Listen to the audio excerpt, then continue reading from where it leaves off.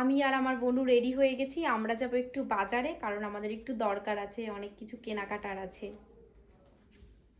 এই যে বোনু আর এই যে আমি, চলো। এই যে আমার মেয়ে, ও হচ্ছে লেবারের কাজ করছে নতুন করে। আপনাদের বাড়িতে যদি কোনো লেবারের প্রয়োজন হয় আমাকে সঙ্গে কন্ট্যাক্ট করবেন, আমি আমার মেয়েকে পাঠিয়ে দেব। ও বলছে আমাকে একটু আদর করে দাও। চল,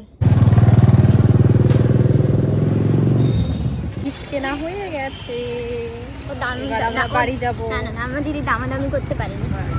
কেন, আরো কম বললে হতো। আর আমার দিদি এটাও বলতে পারছিল না লোকটাকে একটু বের করে দাও। আমি বললাম একটু বের করে দাও দাদা, তারপরে বের করেছে।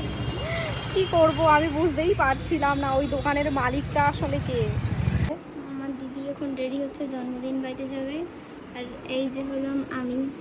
আর এক্সট্রা করে দাঁড়ান দেখো, আমি একটু মেকআপ করে নিই, আর ও মেকআপ করছে, ও কানে করেছে, ওর নতুন জামা গাইস। আরে আমাকে আজকে দেখতে একটু অন্যরকম লাগছে আমি জানি, কিন্তু আমি খুবই সিম্পল সাজি, জাস্ট এটা দিয়ে আমি এখন লিপস্টিক করব। যতই বলো দেখতে তো আমাকেই সুন্দর, তাই না? আমাদের সুন্দর কেউ আছে? তো আমি রেডি হয়ে গেছি জন্মদিন বাড়ি যাব বলে। আর কোথাও যাওয়ার আগে এই যে বিছানার অবস্থা ঠিক এরকম হয়, এসে এগুলোকে গুছাবো। এখন আমরা বেরিয়ে যাব। আমরা চলে এসেছি, এবার ফ্রেশ হব, মুখ টুক ধুয়ে তারপরে শুয়ে পড়বো।